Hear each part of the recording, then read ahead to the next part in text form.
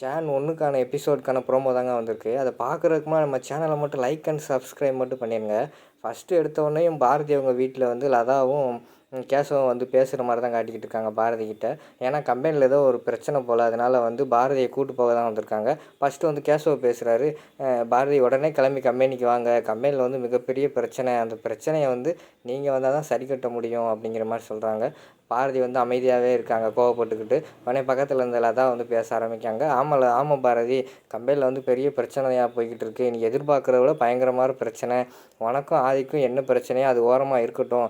ஆனால் இப்போ கம்பெனியே பெரிய பிரச்சனையில் இருக்குது. நீ வந்தால் தான் அதை வந்து சரி பண்ண முடியும். தயவுசெய்து வா பாரதி அப்படிங்கிற மாதிரி கூப்பிட்றாங்க. ஆனால் பாரதி வந்து கோவப்பட்டுக்கிட்டு, என்னாலலாம் வர முடியாது. பிரச்சனை நடந்ததாகவே இருக்கட்டும். நான் வேலையை ரிசைன் பண்ணதாகவே இருக்கட்டும். இனிமேல் அந்த கம்பெனிக்கு எனக்கு எந்த சம்மந்தமே கிடையாது. என்னை வந்து நீங்கள் வந்து டிஸ்டர்ப் பண்ணாதீங்க அப்படிங்கிற மாதிரி சொல்கிறாங்க. உடனே கேசவ சொல்கிறாங்க, ப்ளீஸ் பாரதி, இந்த ஒரு டைம் மட்டும் வந்துட்டு போங்க. அங்கே பெரிய பிரச்சனை. நீங்கள் வந்தால் தான் ஆதியவே காப்பாற்ற முடியும் அப்படிங்கிற மாதிரி சொன்னோடனையும் பாரதிக்கு வந்து கொஞ்சம் மனசு இறங்க ஆரம்பிச்சிடுது. விறுவிறுன்னு ரூமுக்குள்ளே போயிடுறாங்க.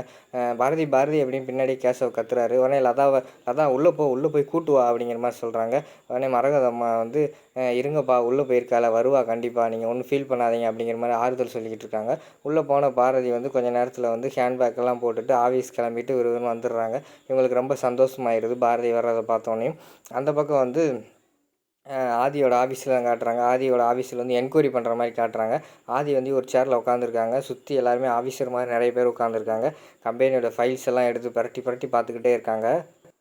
அதுக்கடுத்து அதில் ஒரு ஆஃபீஸர் வந்து கேட்காரு ஆதிக்கிட்ட, என்ன ஆதி இப்படி இருக்கீங்க?